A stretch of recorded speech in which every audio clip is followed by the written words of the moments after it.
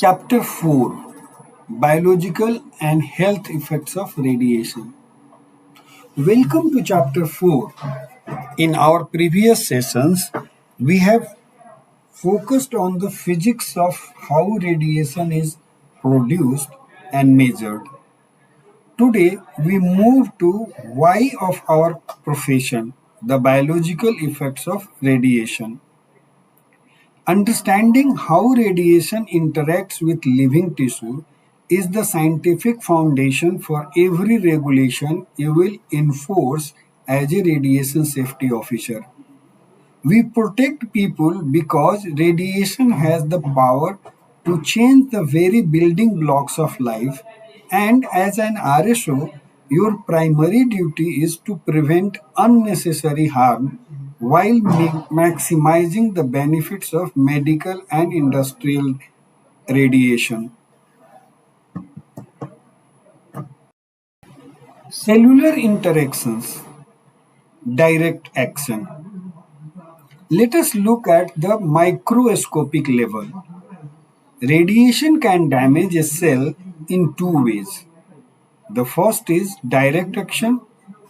Imagine a tiny bullet physically hitting the cell's brain, the DNA molecules.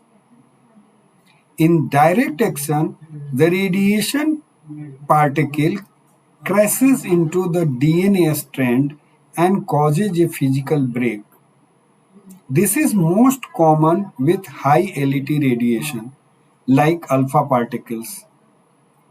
Because alpha particles are heavy and carry a high charge, they act like cannonballs, causing dense damage in a very short path. Cellular interactions, indirect action. The second way is indirect action, which is responsible for about two-thirds of the damage from X rays and gamma rays. Human cells are mostly water. When radiation enters, it is likely to hit a water molecule first, splitting it to create free radicals. Free radicals are highly unstable atoms like the hydroxyl radicals OH star. These free radicals are chemically hungry and attack the DNA to regain stability.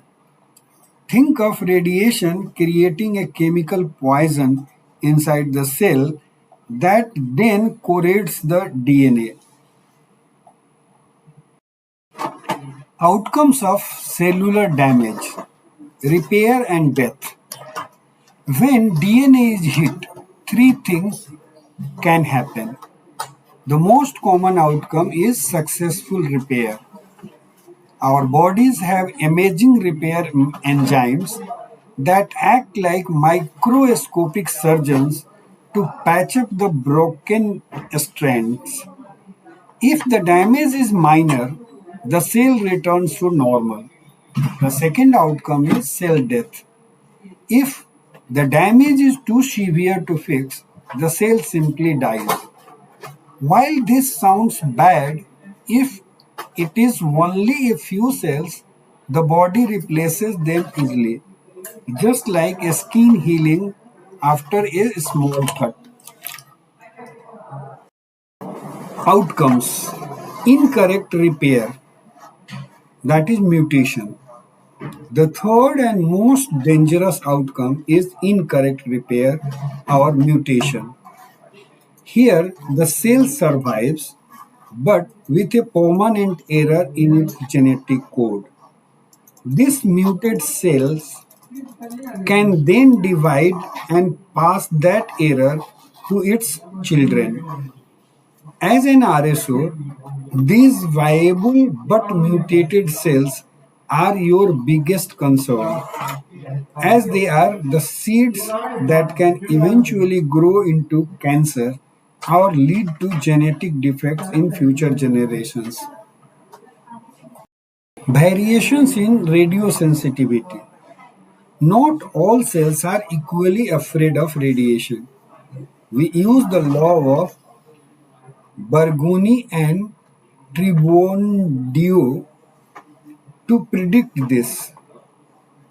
It states that cells that are young, unspecialized, and rapidly dividing are the most radiosensitive. This includes bone marrow, the lining of the intestines, and reproductive cells.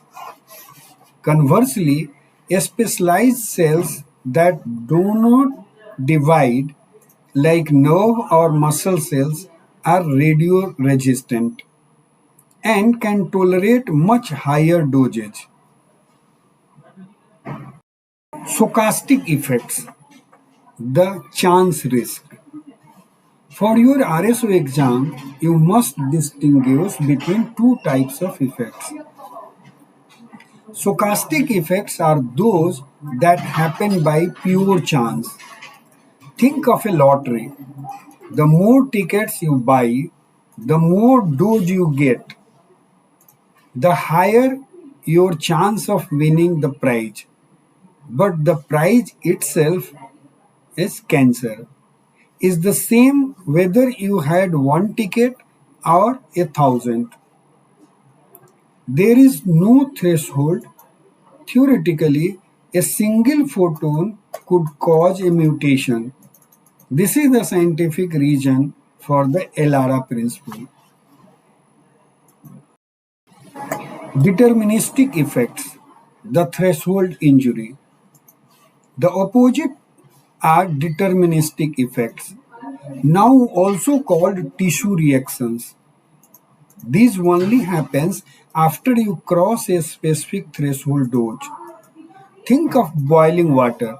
It won't boil until it reaches 100 degrees. Similarly, your skin won't get a radiation burn erythema until you cross a threshold of about 2 to 3 gray. Once you cross it, the more dose you receive, the worse the injury becomes.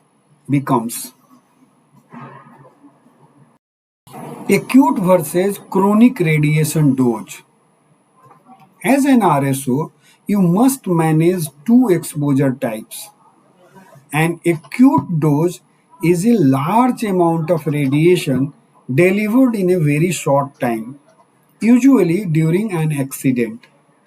A chronic dose is a small amount received slowly over a long period, like background radiation or the daily exposure of a technologist over a 30-year career. The body can repair a small chronic doses much better than one big acute hit. Acute doses cause immediate sickness. Chronic doses carry long-term cancer risks. Acute radiation syndrome (ARS).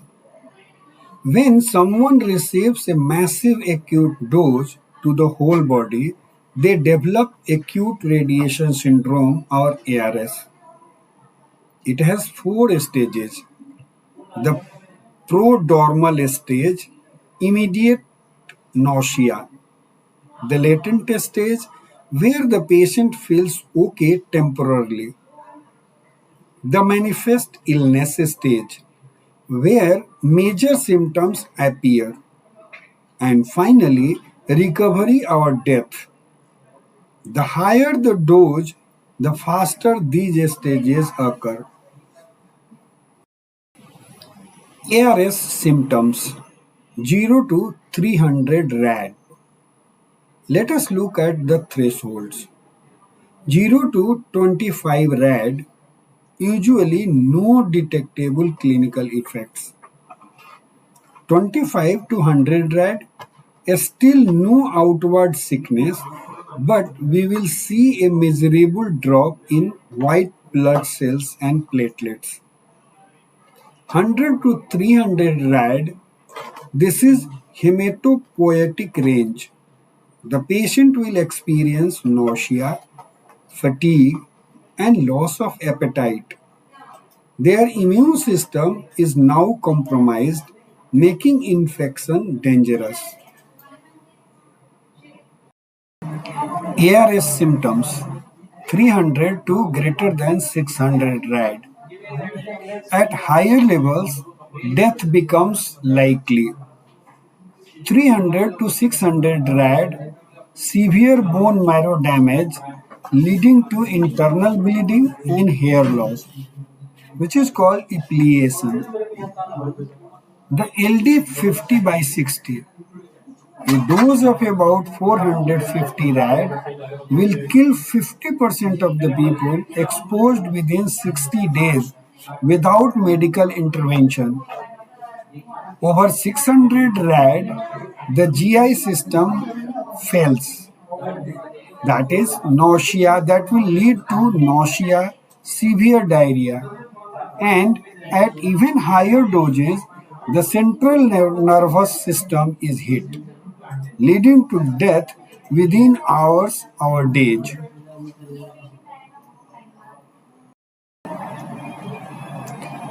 Somatic effects prompt versus delayed.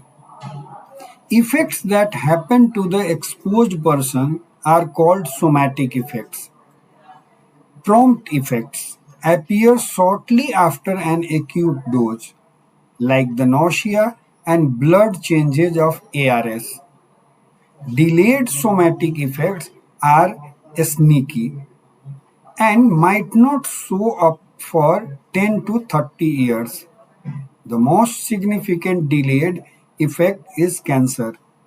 This is why, even if a worker feels fine today, we must strictly record and monitor their lifetime dose. Hereditary, that is, genetic effects. These effects occur in the offspring of the exposed person due to damage in reproductive cells. We measure this with the doubling dose, the amount of radiation needed to double the natural rate of mutations, estimated at about 1 sievert in human. Importantly, for your exam, statistically significant hereditary defects have not yet been detected in the children of atomic bomb survivors. The risk is proven in animals, so we remain very cautious. The linear no threshold LNT model. Regulatory bodies like NRC or AERB use the LNT model for safety standards. This model makes a conservative assumption that there is no such thing as a perfectly safe dose. It assumes the risk of cancer increases in a straight line starting from zero dose. While some debate While some debate its accuracy at very low levels, it is the law of the land and the foundation of the Elara principle. Radiation hormesis theory. An alternative controversial theory is radiation hormesis. It suggests that very tiny doses of radiation might actually be beneficial, like a vaccine, by waking up the body's repair and immune systems. For example, some high background areas have slightly lower cancer rates. However, as an RSO, you must remember that regulators do not accept hormesis. When setting legal safety limits, you must always follow the LNT model. Teratogenic effects. Embryo oblique fetus. Embryo and fetuses are the most radiosensitive of all because their cells are dividing and specializing rapidly. Sensitivity is highest during the first 20 weeks of gestation. A dose as low as 10 rad can increase the risk of miscarriage or defects. This is why the law is so strict. Once a worker declares pregnancy, the limit for the fetus is only 500 millirem for the entire pregnancy as per NRC and 1 millisievert for entire pregnancy once it is declared as per AERB. Specific prenatal risks. Exposure during critical windows 8 to 25th week can lead to mental retardation or microcephaly, a small brain size. There is also an increased risk of the child developing childhood leukemia later in life. Because of these risks, RSOs must ensure that female patients are asked about pregnancy before procedures and that pregnant staff have a specialized monitoring badges.